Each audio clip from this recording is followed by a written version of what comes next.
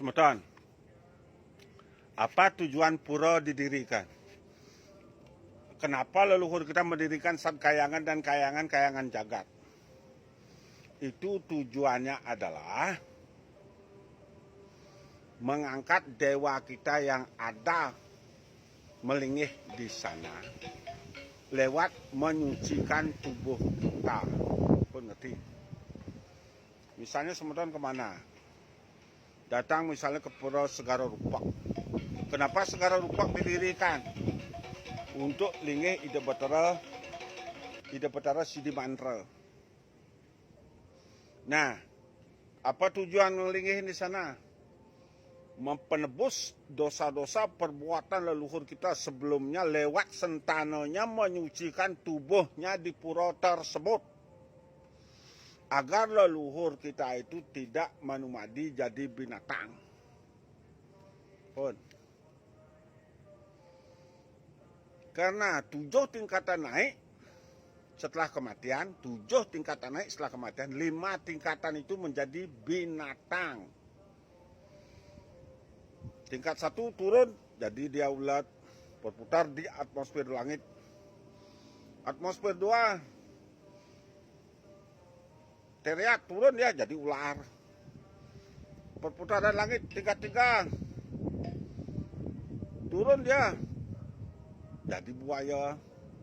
Perputaran tingkat 4, turun dia jadi macan.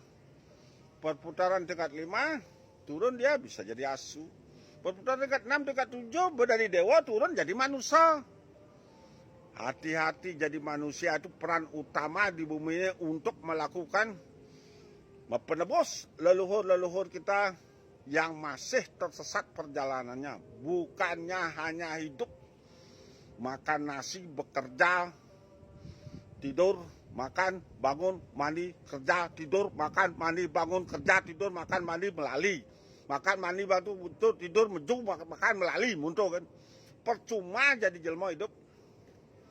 Biar ngerti leluhur-leluhur kita itu membutuhkan manusia untuk melakukan pembersihan, pengangkatan leluhur lewat penyucian, penyupatan diri kita supaya bisa kita menghantarkan leluhur kita munggah ke Siwaloko, ke Brahman, menunggal sama Brahman. Dimati berjalan 700 tahun. Setiap tingkatan 100 tahun tingkatannya. Satu tingkatan 100 tahun, satu tingkatan 100 tahun. Tapi kalau sudah hidup mengantarkan dewa yang mantuk empoyangan kita, jarak 5 tahun perjalanannya menuju ke Siwaloko. Apakah dia bisa tembus? Dewa itu nanti disaring di sana. Sisanya jadi nemitis, dosa-dosanya jadi manifestasi ke binatang. Nah itu yang saya sampaikan pada semeton. Bukannya datang ke pura, bukan pura dibisniskan, dijadikan tempat pariwisata, kotor pura itu. Sedangkan kita harus menyucikan pura itu untuk melancarkan perputaran roh dewa kita yang berada melingih di pura tersebut.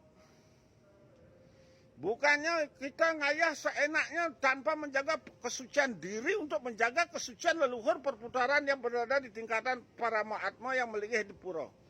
Yang melingih di kayangan dan kayangan jagat. Bukannya kita seenaknya saja mengurus pura itu mencari keuntungan besar-besar, sedangkan leluhur kita membutuhkan bantuan pengorbanan suci, ikhlas tanpa syarat.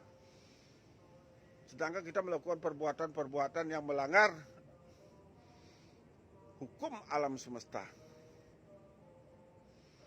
Pura dibisniskan untuk mendapatkan pendapatan. Pura dicarikan uang sebanyak-banyaknya untuk berkarya.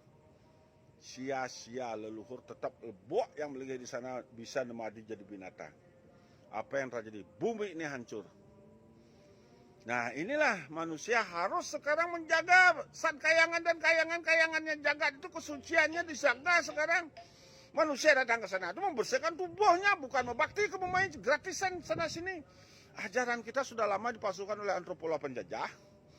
Hanya kebahagiaan aja ditulis di sana supaya manusia itu senang, hanya disuruh membakti aja ke pemain dan sembahyang 5 kali dalam sehari, terus membakti aja terus dan sembahyang terus supaya dia tidak bisa berpikir. Supaya tidak bisa mengerti Tuhannya. Sebenarnya kita harus mencari jati diri kan dengan ajaran animisme dan dinamisme itu mencari jati diri kita biar kita ngerti Tuhan kita.